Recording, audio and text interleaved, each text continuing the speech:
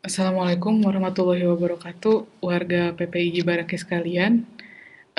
Terima kasih yang sudah tune in dengan Manti Lecture bulan Juni tahun 2015. Kali ini lecture kita akan diberikan oleh Mas Bambang Eko Sugihartadi dari School of Education.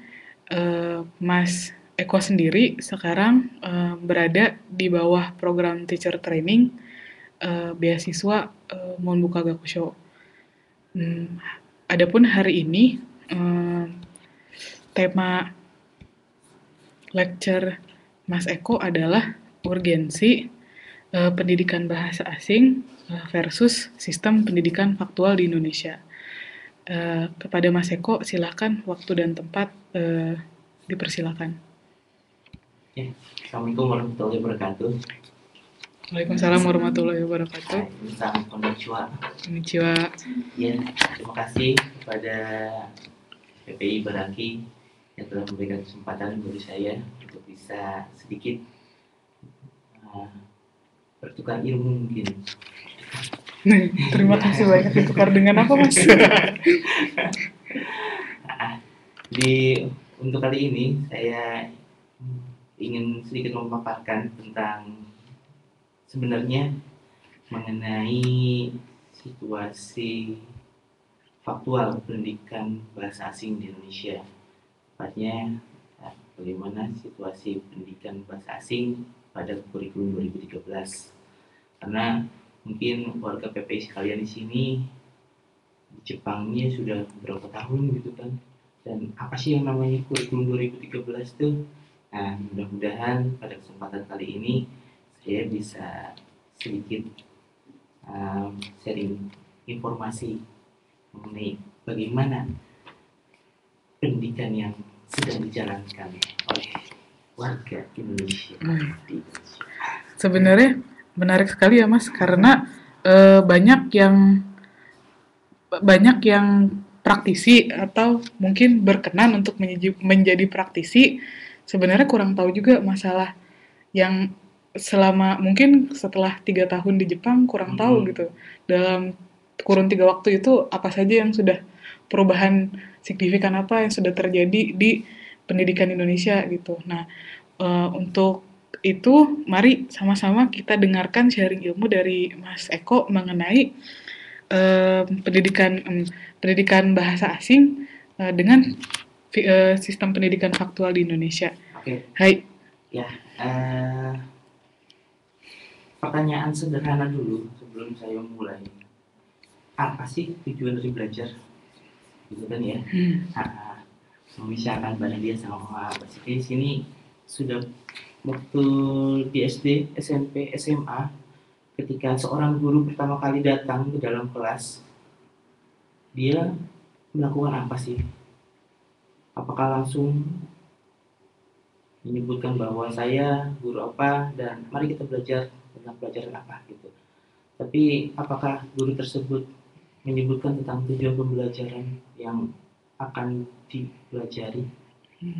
Bukan hanya untuk satu pertemuan itu saja, tapi apa sih tujuan jangka panjangnya ketika belajar suatu pelajaran? Apakah disampaikan oleh guru tersebut? Belum pernah ya. Seingat saya belum pernah Mas. Kalau dipaparkan apa yang akan dipelajari, ya, tapi untuk apa mempelajari sering kali tidak gitu ya. Oke, ada dua hal. Kenapa mungkin seorang guru tersebut tidak menyebutkan tujuan pembelajaran?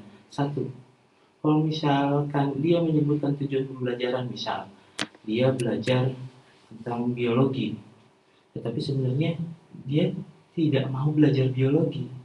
Ketika seorang guru menyebutkan tujuannya, terus dia macam-macam tangan dan bilang, sebenarnya Pak, saya nggak mau belajar biologi, tapi terpaksa saya harus belajar. Tanggung ya, seperti itu. Mati kutu kan? Iya benar. Benar kan ya? Betul. Poin kedua adalah, mungkin saja si guru itu sama sekali malah tidak tahu apa tujuan dari materi yang dia ajarkan sebenarnya. Bahkan walaupun dia mungkin sudah mengajar berpuluh-puluh tahun. Dia hanya mengikuti aturan hidup selama per tahun dia mengajar seperti itu, ya seperti itu, tidak mau berkembang. Ada dua hal semacam itu. Nah, ada baiknya kalau pada kurikulum sekarang, seorang guru ketika masuk ke dalam kelas, dia menyebutkan tujuan dari pembelajaran. Dia mau apa? Contoh, karena saya di sini praktisi bahasa Jepang, saya masuk ke dalam kelas. Lalu saya menyebutkan tentang nama saya, dan lalu saya bilang, apa yang kalian tahu tentang bahasa Jepang? Buat apa kalian belajar bahasa Jepang? Nah, akan digali pengetahuan apa yang murid sudah dapatkan. Dasarnya itu sudah sampai mana? Mungkin hanya batasan tahu saja, ingin saja, atau mungkin sudah belajar di luar sekolah gitu kan. Nah, semacam itu. Kita tidak tahu. Dengan kita menyebutkan tujuan seperti itu, kita bisa mengidentifikasi tentang kebutuhan, tentang kemampuan siswa di satu kelas itu. Oke, ya kita mengkerucut saja masuk ke dalam tujuan bahasa. Tujuan bahasa untuk saat ini saya pilih menjadi dua saja, walaupun sebenarnya banyak. Kenapa saya pilih dua? Karena berkaitan dengan bahasa asing. Satu, alat komunikasi tentunya, kemudian identitas bangsa. Alat komunikasi di sini adalah alat komunikasi untuk bisa berinteraksi dengan masyarakat internasional tentunya. Dan identitas bangsa adalah fungsi bahasa secara intern. Saya sebagai siapa? Saya menggunakan bahasa apa? Oke? Nah, tidak akan panjang lebar untuk tujuan bahasa karena pasti semua juga udah tahu ya. Kita bertanya dulu dari yang di sini. Oke, kita lanjutkan. Nah, ini nih tujuan mempelajari suatu bahasa asing untuk apa? Belajar bahasa asing nih sama juga. Kenapa? Buat apa ya? Dulu belajar bahasa Jepang ya karena suka aja. Karena suka aja kan ya. Nah, tidak ada lagi motif lain? Dulu sih enggak. Dulu enggak. Hanya suka saja. Dan kemudian jodohnya nyemplung ke situ. Iya. Belajar bahasa Jepang dari kapan? Dari pertama kali kesini. Dari pertama kali. Iya, kalau saya purely survival. Saya 2 bulan sebelum berangkat ke Jepang. Purely tujuan survival. Kalau beda kali ya motifnya, suka dan harus gitu. Kalau saya karena harus. Karena harus ya, karena memang sudah nyemplung di komunitas ya si pemakai bahasa tersebut kan. Oke. Saya tinggal dan mengajar di kota Garut kecil ya, kota yang kecil, kota dodol loh. Domba. Nggak ada orang Jepang. Nggak ada. Sama sekali tidak ada orang Jepang. Ada beberapa proyek seperti JICA, gitu, Japan Foundation, tapi itu juga jauh dari ranah pendidikan. Tapi kenapa di sekolah ada bahasa Jepang? Oke, kalau misalkan dilihat dari kebutuhan di sekolah, mungkin saja karena ada gurunya, makanya diadakan. Lalu ada juga permintaan dari siswa.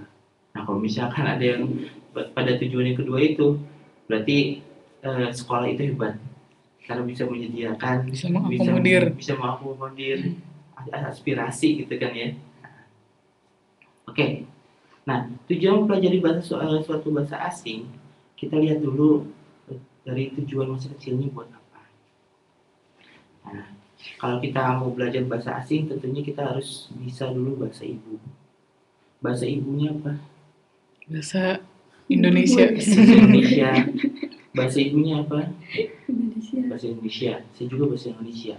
Saya menggunakan bahasa Sunda ketika saya sudah bekerja.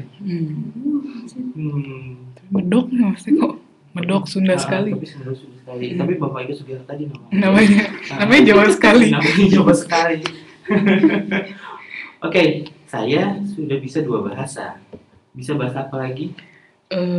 Inggris. 3. 3. Kan bahasa Sunda udah, bahasa Indonesia, bahasa Sunda, bahasa Inggris, bahasa Jepang. Bahasa Jepang. Sedikit. 4.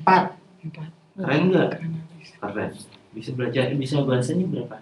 Sama juga bahasa Indonesia, bahasa Inggris, bahasa Sunda, Bahasa Jepang. bahasa Jepang. Jangan lupa, sebenarnya kita punya modal untuk bisa belajar bahasa Arab loh. Oh iya benar ya. Bisa baca. Bisa baca. Doang. Kita bisa baca dan sering mendengar. Iya. Orang Indonesia rata-rata itu bisa 4 bahasa. 2 bahasa aktif dan 2 bahasa minor. Sebenarnya orang Indonesia mempunyai bakat untuk menjadi polyglot. Tahu polyglot? Orang yang bisa bicara lebih dari beberapa bahasa gitu ya. Lebih dari 5 bahasa. Banyak banget. Jadi kalau misalkan bisa seperti itu, hebat. Dan sebenarnya Indonesia mempunyai kelebihan itu. Kenapa? Bahasa Indonesia bahasa yang sederhana. Bahasa Indonesia bahasa yang bisa digunakan oleh banyak orang. Pemakai bahasa Indonesia lidahnya fleksibel. Karena Hatsuong dan sebagainya itu betul-betul sederhana. Jadi ketika menerima suatu ilmu baru, orang Indonesia itu mudah. Dan satu lagi, orang Indonesia sudah terbiasa untuk mendengar berbagai bahasa.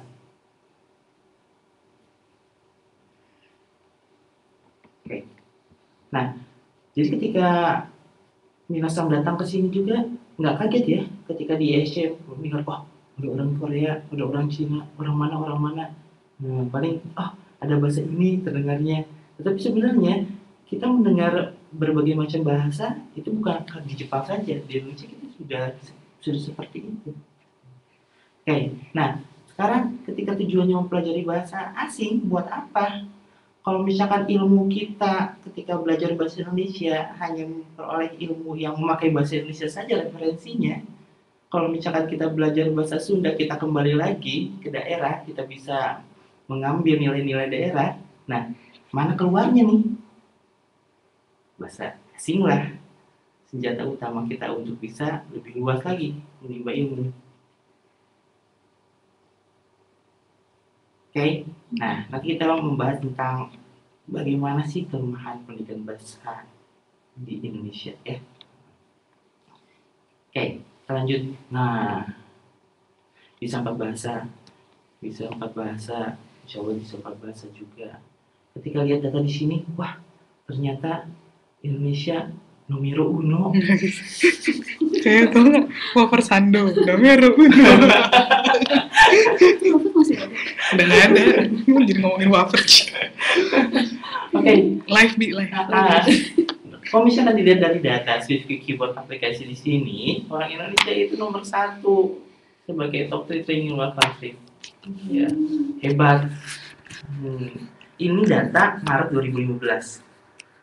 Dilihatnya karena Swift Keyboard ini aplikasi untuk keyboard di smartphone, jadi berapa jumlahnya gitu kan ya bisa terlihat. Nah ternyata orang Indonesia ini bisa menggunakan 3 bahasa sehari-hari dan itu aktif loh. Oke, 17,4% ini sebenarnya bahasa apa saja? Kalau misalkan dilihat dari data ini, Indonesia, Inggris dan Jawa. Jadi mungkin tidak bisa mempresentasikan keseluruhan ya, tetapi oke lah, di sini ada sebuah kebanggaan. Seperti Israel ada Hebrew, ada Inggris dan Rusia juga. Tuh.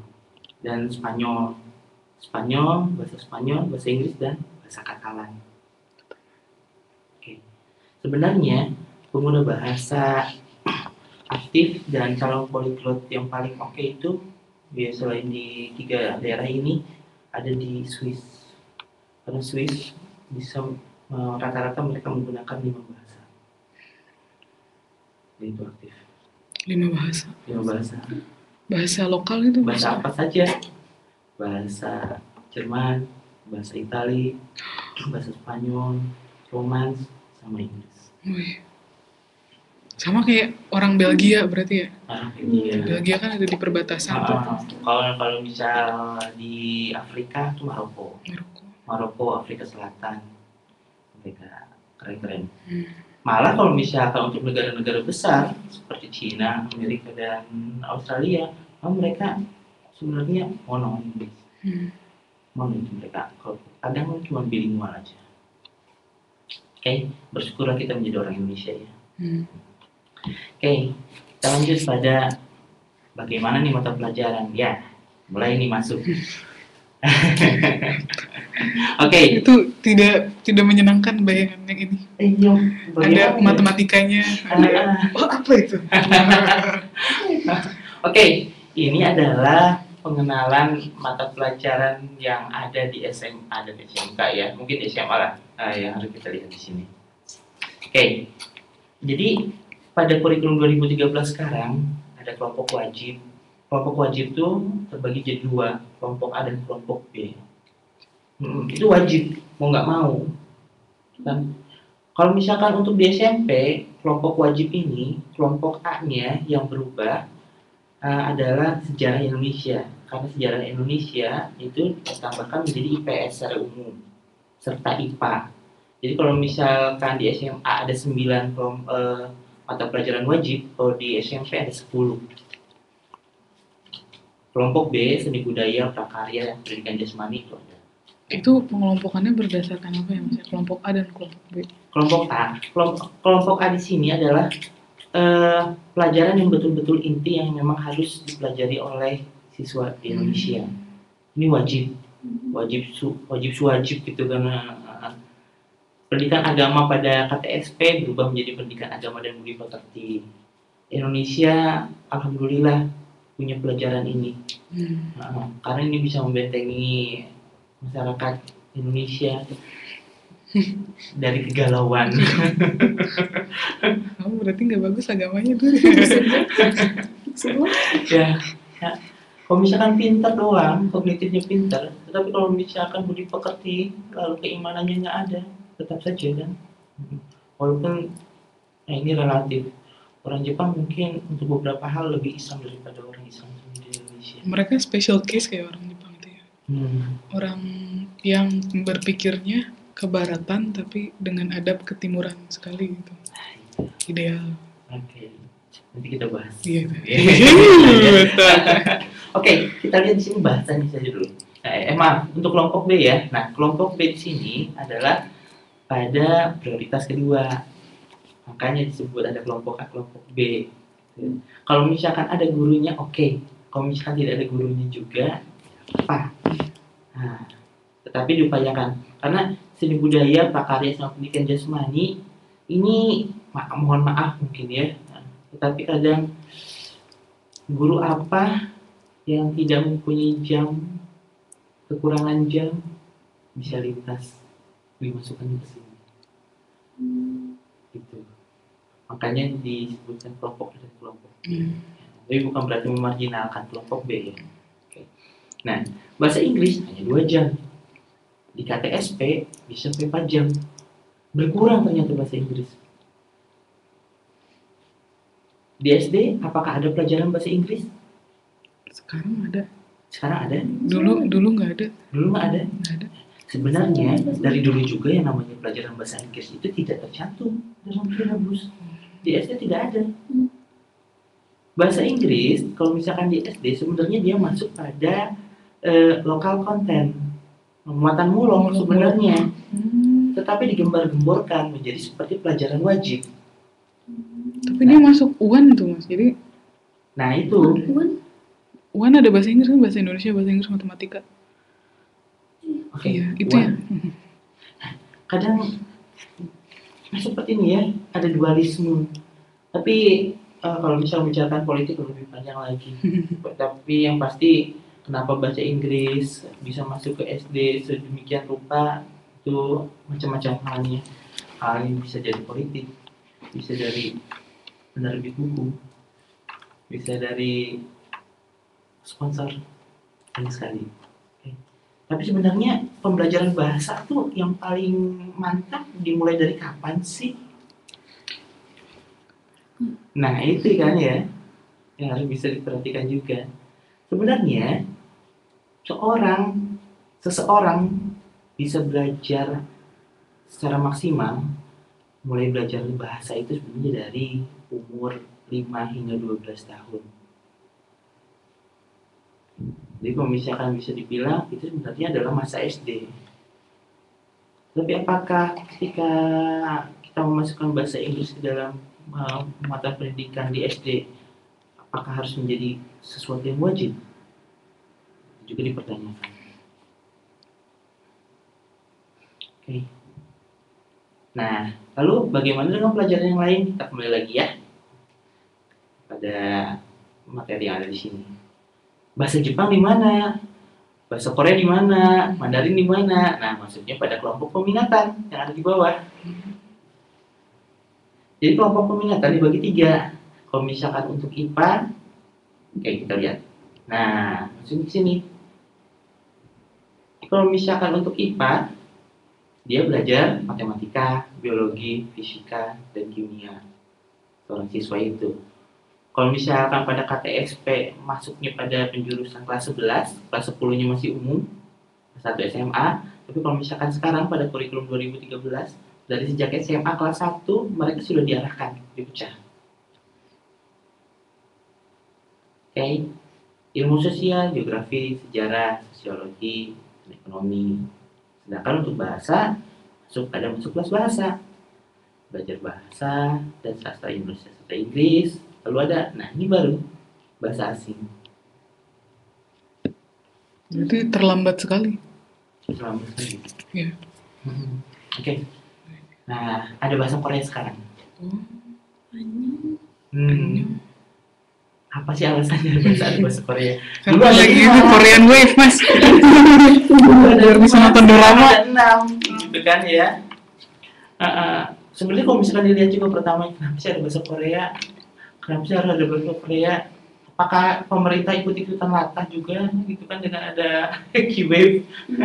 Semata-mata tidak seperti itu. Ya. Karena Korea sekarang sudah mulai banyak menanamkan investasi di Indonesia dan membutuhkan sumber daya manusia di Indonesia juga yang bisa bahasa Korea, makanya ada bahasa Korea. Tetapi dalam ruang lingkup sehingga dewasa, matang seperti bahasa asing yang lainnya itu perlu waktu. Tapi ya, oke, dimulai dari kurikulum sekarang dan psikologi. Oke, ini adalah peminatan. Nah, bagaimana kalau misalkan anak IPA, anak IPS mau belajar bahasa?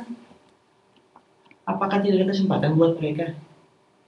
Mereka masuknya selain peminatan ada lintas minat.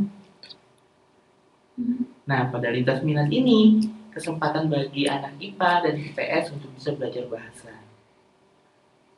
Tetapi, nah itu kembali lagi pada kemauan sekolah. Jadi walaupun ada beberapa anak yang ingin gitu kan ya membuka, minimal untuk membuka suatu kelas buat lintas minat, karena lintas minat itu kelas berpindah. Jadi beberapa anak yang mempunyai keinginan yang sama ditampung oleh sekolah, keinginannya dibuat kelas, dan pada waktu tertentu mereka masuk pada kelas tersebut untuk belajar. Nah, tapi apakah sekolahnya mau? Karena dengan berbagai macam alasan. Satu, aduh tidak ada ruangan.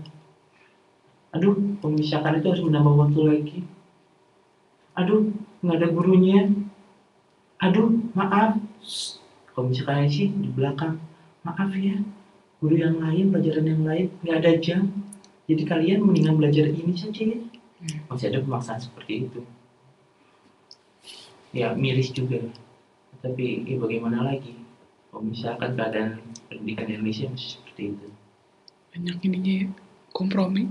Banyak kompromi. Banyak sekali kompromi. Sebenarnya hak-hak anak untuk belajar, bukan belajar bahasa. Hak-hak anak untuk belajar sesuai dengan yang dia pengen itu di Indonesia masih belum bisa bebas. Masih terbelenggu dengan kepentingan tertentu.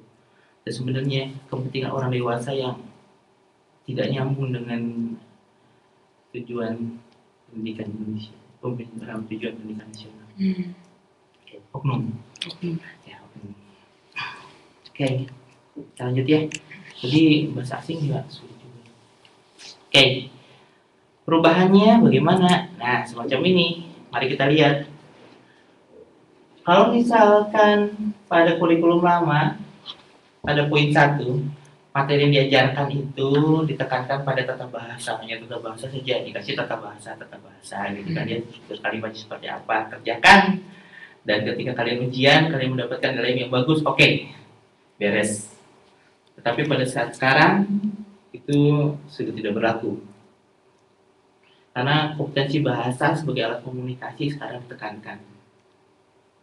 Jadi kalau pada KTSP ada tiga ranah yang harus dikuasai oleh siswa, kognitif, psikomotor, dan afektif, itu berjalan sendiri. Tapi kalau misalkan sekarang 3 ranah tersebut itu harus bisa dipadankan, harus bisa digabungkan. Jadi tidak bisa berdiri sendiri. Karena kalau misalkan berdiri sendiri, kejadiannya seperti di KTSP. Kognitifnya saja yang ditekankan, karena memang gurunya yang bisanya seperti itu. Kalau murid, seperti apa yang diajarkan oleh guru, ya mangut-mangut aja. Tapi kalau misalkan sekarang, pada kurikulum 2013, guru harus bisa berubah. Guru harus bisa mengubah paradigma mengajarnya, bahwa saya bisa bahasa Inggris, siswa juga harus bisa bahasa Inggris. Kalau misalkan saya bisa bahasa Inggrisnya sedikit, anak harus bisa lebih dari saya. Kalau misalkan bahasa Inggris saya hanya bisa mengacu pada di buku saja, kalau misalkan murid saya harus bisa mengimplementasikannya dalam berbagai hal. Harus seperti itu sekarang. Jadi tidak ada egoisme bahwa guru adalah seseorang yang paling pintar di kelas. Tidak ada. Harus lebih pintar daripada murid. Oh, harus lebih pintar daripada murid, tidak ada. Kalau misalkan sekarang ada murid yang lebih pintar, ya harus ngalah. Alahnya di sini bukan oh iya kamu aja yang ngajar di depan kelas, bukan semacam itu, tetapi siswa itu bisa menjadi media bagi teman-temannya untuk berbagi ilmu. Oke, ini perbedaan yang betul-betul mendasar pada pembelajaran bahasa pada kurikulum sekarang. Oke, pada poin 2, tidak dibiasakan membaca, sekarang membaca, tidak biasa untuk menyusun teks, sekarang harus dibiasakan gitu kan ya. Ya mungkin kalau misalkan dilihat dari bahasa semacam ini semeranai gitu, semeranso. Naon sih gitu. Tapi aplikasinya itu sulit. Oke, ada pertanyaan dulu Ti?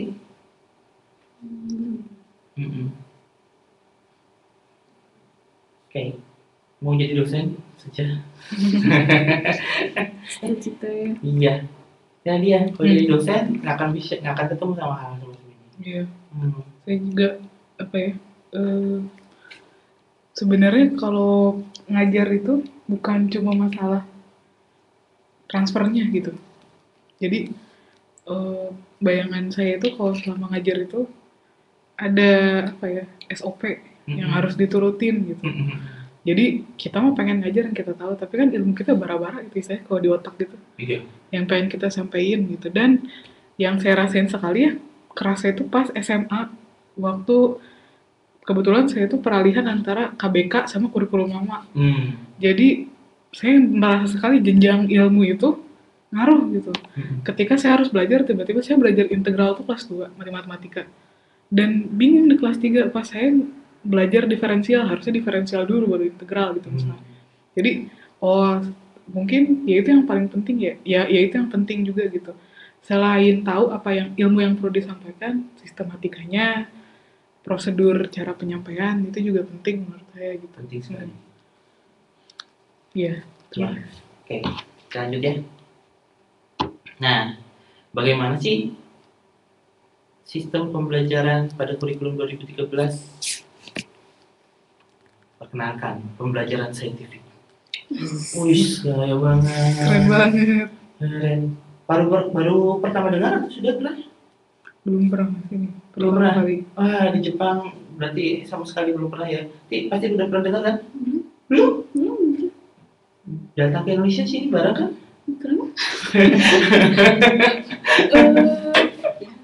Oke, nggak apa-apa. Ya, pembelajaran saintifik.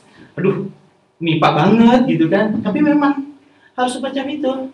Karena kalau misalkan MIPA, bukan maksudnya tentang MIPA-nya, tetapi dengan pembelajaran saintifik semua bisa terjabarkan secara rinci dan dapat dipertanggungjawabkan. Itu ya. Kalau misalkan bisa dipilah pembelajaran saintifik ini, penalarannya penalaran induktif. Kalau misalkan pada KTSP penalarannya penalaran deduktif, pada sekarang penalaran induktif. Apakah itu? Kalau misalkan pada KTSP penalaran deduktif adalah kalau misal sebuah masalah itu dipelajari, kemudian diambil intisarinya, hanya intisarinya saja yang diambil. Tapi kalau misalkan pada penalaran induktif ada sebuah masalah secara spesifik, ini dikembangkan sehingga hasil yang diperoleh ini kadang unpredictable dan mungkin bisa menyambung pada ranah ilmu yang lain. Ini yang diperlukan pada pola pembelajaran sekarang. Kenapa? Karena kalau misalkan pada satu pelajaran, kita kalau misalkan hanya belajar, kalau kita belajar matematika mungkin bisa menyambung dengan fisika. Kenapa? Karena fisika butuh pembelajaran matematika kan? Tidak bisa berdiri sendiri. Nah, pada kurikulum sekarang, seorang guru fisika harus bisa juga mengerti tentang kaidah pembelajaran matematika. Seorang guru biologi harus bisa berkreasi. Seorang guru bahasa Jepang harus bisa bahasa Inggris. Macam itu. Karena kalau misalkan kita hanya bisa belajar hanya mengajar bahasa Jepang saja dan bahasa Indonesia, ketika ada sesuatu hal yang tidak bisa diterangkan oleh bahasa Indonesia dan hanya bisa diterangkan oleh bahasa Inggris, kita tidak bisa menerangkan secara maksimal kepada siswa. Seperti itu ya. Oke, jumlahnya seperti apa? Nih, ini berlaku secara internasional. Jadi pertama mengamati dulu. Siswa di sini ya, bukan guru, tapi siswa. Dengan mengamati, melihat, mendengar, menyimak, seorang siswa mempunyai kompetensi untuk bisa rasa ingin tahu ditingkatkan. Setelah penasaran, dia akan bertanya. Dan saya ini apa sih? Kok gini gitu kan ya? Sehingga bukan sekarang pendekatannya bahwa guru yang memberikan ilmu, tetapi siswa ada sesuatu yang mau dikembangkan, tanya ke guru. Bertanya. Setelah bertanya, kompetensinya, setelah rasa dia ingin tahu, kreatif juga. Oke. Nah, ketika bertanya kepada guru tidak akan langsung menjawab, tapi dilempar lagi kepada teman-temannya. Nah, ada yang tahu tidak? Di sini pada tahap 3 menalar yang dikerjakan. Jadi dia kreatif, selain kreatif, rasa ingin tahu, penasarannya juga berarti dapat juga gitu kan ya, dan bertanggung jawab. Kenapa bertanggung jawab? Karena ketika menalar, dia berpikir, kemudian diberitahukan kepada siswa yang bertanya, kepada guru, dia bisa bertanggung jawabkan. Jadi tidak omdo saja, walaupun pada kurikulum 2013 omdo pun mendapat nilai. Kenapa? Karena omdo dia berpikir, ada proses berpikir di situ. Kenapa omdo? Kenapa ngomong seperti itu? Kenapa?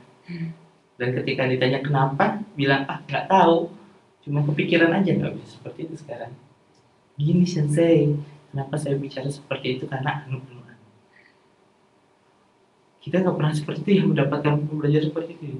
kurang diapresiasi ya adanya. Nah, Karena kolot ya kalau zaman dulu mah mungkin sekarang ya, maksudnya kalau belajar teh berarti ya ini guru ngomong kita dengerin kayak disuapin aja. nggak bisa macam itu sekarang. Oke, nanti kita mau ngomongin tentang dulu.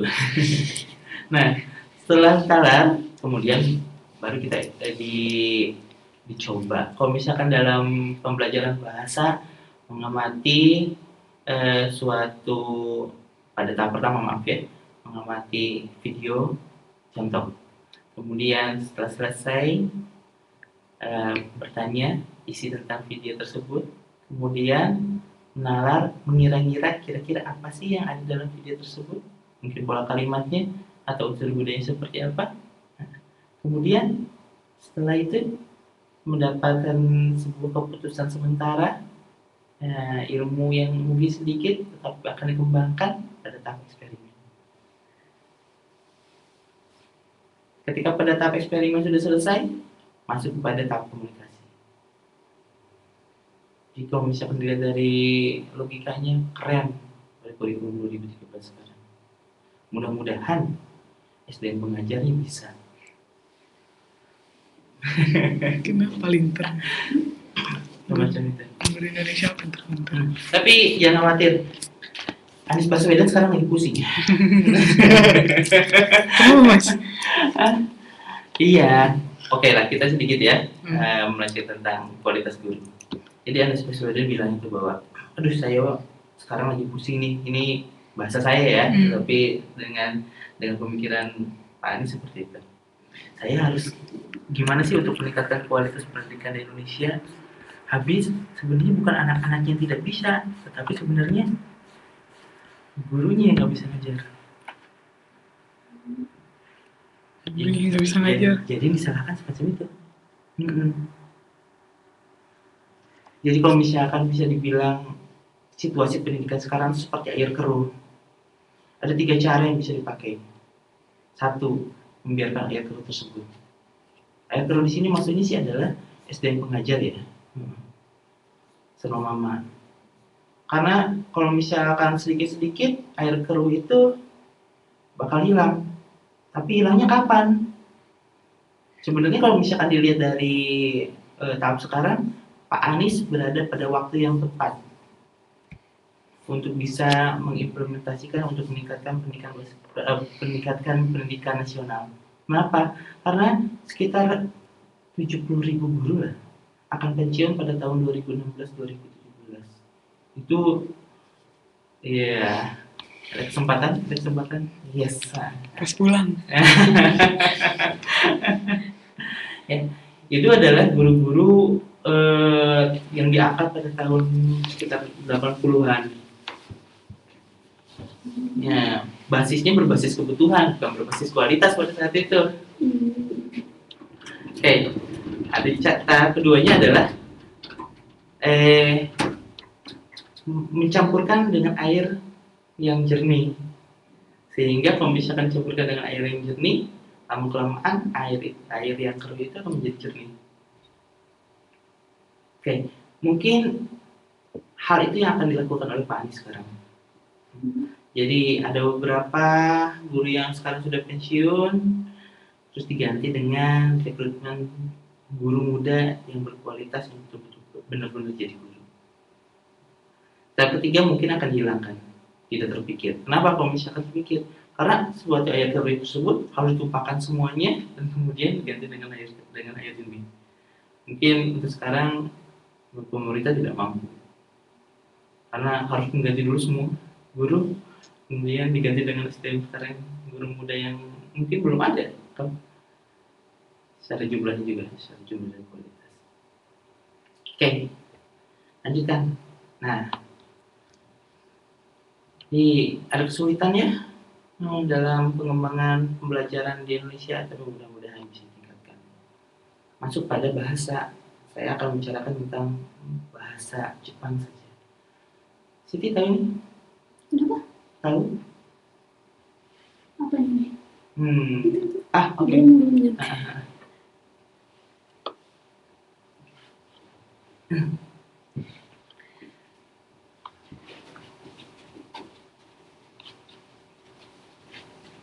Ya.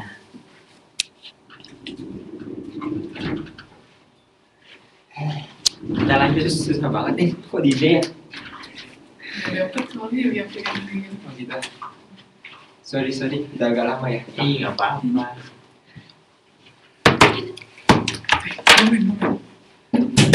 Oke. Selamat datang.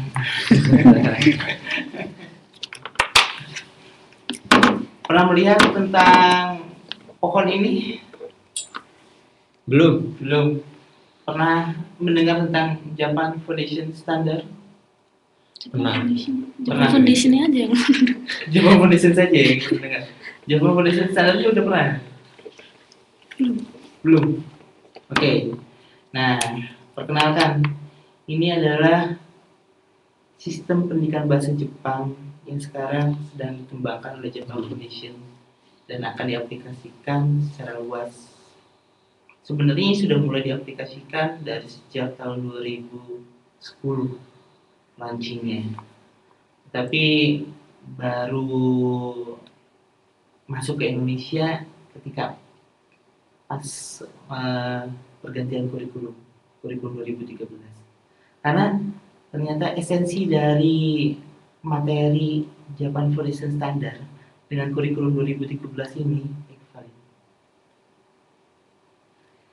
Jadi saling membantu. Oke. Ya, itu dokumen. Jadi kalau misalkan untuk mengetes kemampuan kemampuan bahasa Jepang seseorang menggunakan JLPT, itu adalah untuk tes kemampuannya, itu pembelajarannya menggunakan Japan Foundation Standard. Nah, bagaimana di Indonesia? Ini sebenarnya ranah penelitian saya sekarang. Jadi saya di sini berusaha untuk menjabarkan Japan Foundation Standard ini. Jadi dipetakan ulang mengenai urutan pola kalimat, kata, terus hal-hal yang berkaitan dengan pembelajaran dan sebagainya, kemudian dimasukkan dalam silabus kurikulum 2013. Ini ranah yang sedang saya upayakan sekarang. Jadi, yang namanya belajar bahasa itu bukan hanya belajar, setelah belajar tidak diaplikasikan. Misalnya kita bisa belajar bahasa, setelah itu kita akan pintar selama-lamanya. Materi pembelajaran bahasa itu akan terus nempel di sini. Tidak pernah kan? Nggak pernah. Nggak pernah. Kok dilihat dari Ceto, saya. Hai. Dilihat dari pohon ini, pembelajaran di Indonesia itu baru sampai dari akar. Apa ini? Dari batang ya? Batang. Sampai akarnya juga. Baru dari akar. Baru dari akar. Baru dari akar. Kenapa? Karena dari akar sini, di sini pola kalimat, gitu ya. Terus GOI. Ini baru segini. Yang namanya bahasa pembelajaran di SMA. Kalau kuliah Kalau kuliah bisa coba sini. Oh. Ya, tapi mari kita lihat dulu sedikit. Di sini ada, saya nggak jelas. Oke, pada tengah di sini ada sociolinguistic competence. Jadi sociolinguistiknya di sini. Buat apa belajar bahasa agar suatu bahasa itu bisa menjadi ilmu yang fleksibel? Karena kalau misalkan 1 tambah 1 dalam bahasa itu nggak akan jadi 2. Kan ya? Jadi Jawabannya 3, beda-beda. 4, 5. Oke. Nah, di ranahnya kita lihatnya dari situ. Tambahkan dengan pragmatic competence. Ini bisa dilihat angkanya berapa dari sini.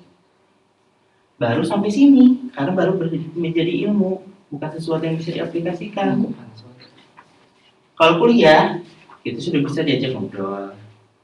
Ada orang Jepang bisa bantu kita untuk membetulkan pola kalimat kita, bicara kita, gitu kan ya, sedikit-sedikit. Dan akhirnya sampai pada cabang-cabang nantinya. Ini adalah tujuan-tujuan dari pembelajaran pada Japan Foundation standar. Oke, apakah ini asli buatan orang Jepang? Oke, sebenarnya, nah pada slide berikutnya, apa yang disebut dengan Kendo, gitu ya, Minano Kendo kalau misalkan secara panjang. Ini adalah aplikasi turunan dari Common Year dan Framework of Reference for Language. Apa itu? CEFR, ya, kalau disingkat. CEFR adalah suatu sistem yang dikembangkan oleh negara-negara Eropa, jadi Uni Eropa, untuk memberikan standar pembelajaran bahasa. Apakah itu pembelajaran bahasa dilihat dari ranah lisan ataupun tulisan ataupun berkomunikasi antara suatu pemakai bahasa ibu dengan bahasa ibu yang lain. Misal orang Prancis berbahasa Inggris seperti apa dengan orang Itali, semacam itu kan ya. Nah, kamu masih bingung bagaimana nih standarnya. Nah, standarnya menggunakan pola CFR ini. Indonesia belum itu. Walaupun sekarang bahasa Indonesia sudah mulai ada istilah uji UKBI, uji kemampuan bahasa Indonesia. Sudah ada sekarang mulai tahun 2010 ya, UKBI. Jadi kalau misalkan kita punya sertifikat UKBI, kita bisa naik level jabatan semacam itu. Misalkan untuk orang asing, nah itu bisa jadi standar juga bahwa dia sudah sampai mana bahasa Indonesianya. Itu levelnya apa? Dari apa sampai apa? 1, 2, 3, 4, 5, A1, A2, A3, oh, apa ya? Semacam. Jadi pakai bahasa terus saya lupa. Enggak ada angka-angka ya. Kalau misalkan ini can do itu kan CFR. CFR ada angkanya nih. Terus ada 6 level ya. Ada 6 level dengan sistem penilaiannya ada 5 ranah yang dinilai. Jadi mendengar secara substitusi, lalu membaca, mendengar, membaca, menulis, dan satu lagi apa kemampuan berbahasa? Berspeaking. Berbicara. Berbicara aja lupa. Speaking. Salah saya kan semua dulu bilang kayak gimana caranya? Oh iya. Ya. Jadi dalam JF standar ini ya secara sama dengan CFR ada 6 standar dari A1, A2 ini untuk newbie, kemudian untuk intermediate-nya B1, B2, lalu untuk yang expertnya C1, C2. Nah, untuk pendidikan bahasa Jepang di Indonesia itu baru sampai A1, mau ke A2, baru mau banget gitu kan ya, materinya baru sampai situ. Jadi betul-betul belum sampai basic pendidikan bahasa Jepang di Indonesia. Jadi memang masih panjang jalannya.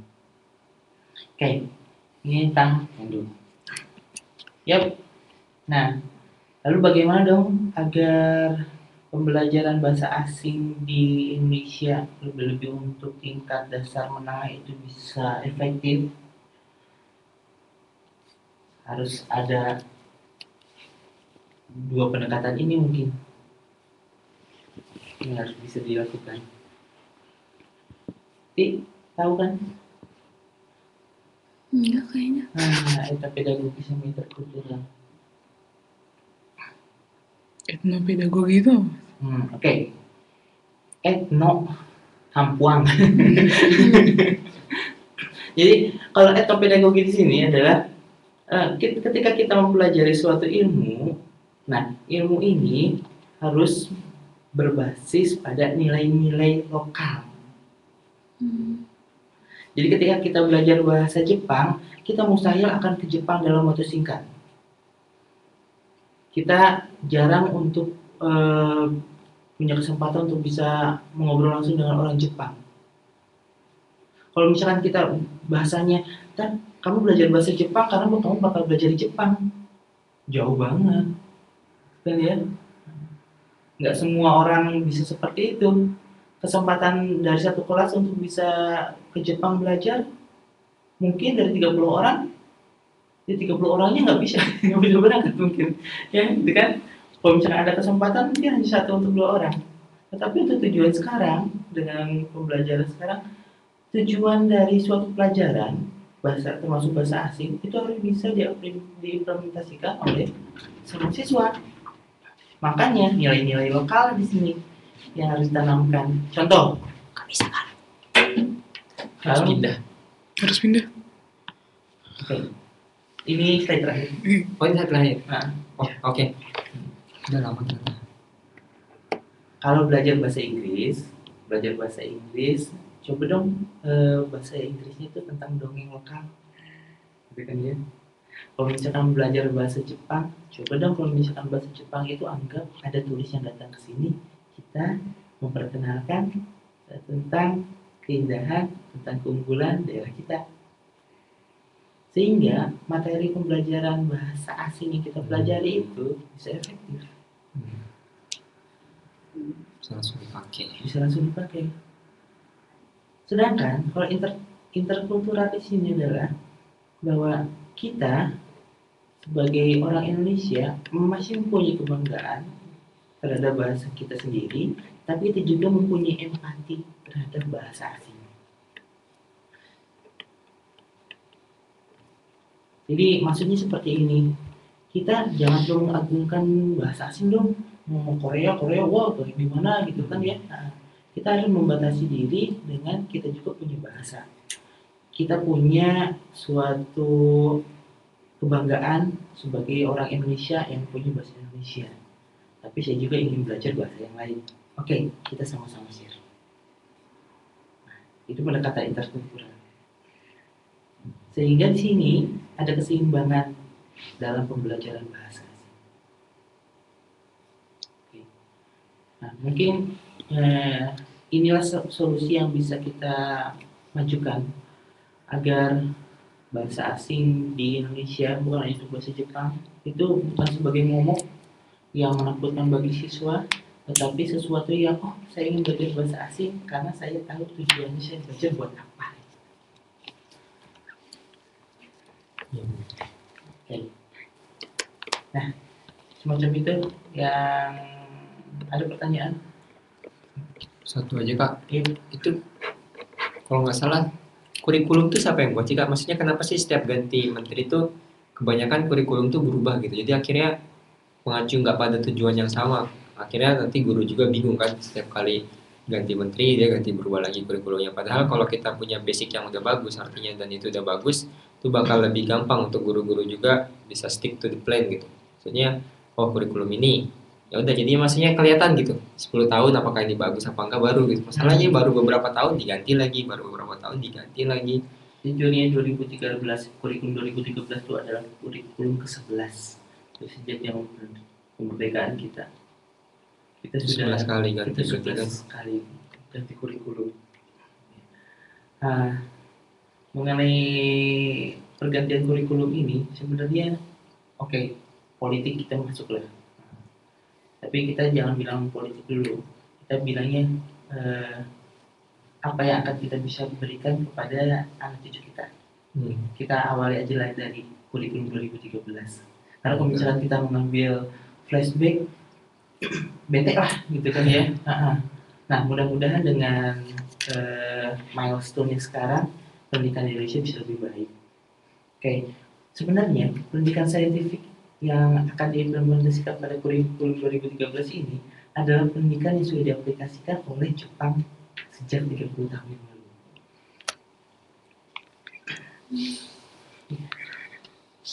Dan kita baru mengimplementasikan sekarang. Wajar lah. dari segi kemerdekaan juga. Oke, sebenarnya Muhammad Nuh sudah memberikan suatu jalan kepada bangsa Indonesia. Ya, apapun alasannya, sebenarnya kurikulum 2013 esensinya adalah sangat bagus. Bagi saya sendiri sebagai praktisi pengajar, esensi dari kurikulum 2013 itu jika bisa diimplementasikan secara sungguh-sungguh, Indonesia akan maju. Tidak perlu 20 tahun, 30 tahun. Kayaknya dalam 10 tahun datang juga Indonesia bisa jauh lebih hebat daripada sekarang. Tapi ya, terus ketika Anies Baswedan sekarang gitu kan memperbaiki di sini bukan mengubah keseluruhan kurikulum 2013, tidak. Anies Baswedan juga sudah mengakui bahwa kurikulum 2013 adalah kurikulum yang mungkin ideal untuk pendidikan Indonesia. Hanya saja implementasinya tidak bisa terburu-buru. Oleh karena itu, sekarang kurikulum yang sedang dikerjakan itu, karena sekarang kan kurikulum 2013 didum sama Mendiknas itu didum, diberhentikan untuk sementara. Ya. Nah, ada informasi kurikulum sekarang masih seperti 2013, tapi ada embel-embel KTSP di belakangnya gitu ya, masih ada KTSP-nya. Nah, kurikulum 2013 bertransformasi menjadi kurikulum yang betul-betul bagus. Sekarang sedang digodok oleh pihak Dinas Pendidikan, Kementerian Pendidikan dan Budaya. Itu 2017 akan lanjut. Ya, namanya kurikulum nasional. Kurikulum nasional. Tapi itu bukan berarti mengganti kurikulum sekarang, tidak. Itu revisi. Ya, revisi itu menjadi lebih baik. Jadi esensi dari kurikulum 2013 itu sudah bagus. Lalu untuk hal-hal yang mendukungnya sekarang lagi sedang digodok. Dan untuk pembelajaran bahasa Jepang keren banget. Iya. Dan saya berusaha untuk bisa masuk peserta. Makanya sekarang mudah-mudahan ilmu yang saya sedang lakukan hasilnya bisa diaplikasikan. Oke, yang segitu dulu. Jika ada pertanyaan, boleh. Japri, silakan. Apabila ada pertanyaan bisa di-post di link Ustream yang ada di grup PPI Baraki. Bisa langsung tag nama Mas Eko, Bambang Eko Sugiar tadi, dan pertanyaannya di link Ustream, jangan lupa. Ya, terima kasih banyak atas waktu dan presentasinya Mas Eko. Sebenarnya pengen diperpanjang ya, cuma kita waktunya gimana ya, emang joyakunya juga cuma sebentar doang. Tapi menarik sekali, dan terima kasih juga buat teman-teman yang sudah hadir via Ustream dan juga yang sudah hadir langsung di Central Library Seminar Undi hari ini. Sampai ketemu insya Allah di monthly lecture berikutnya. Assalamualaikum warahmatullahi wabarakatuh. Waalaikumsalam warahmatullahi wabarakatuh.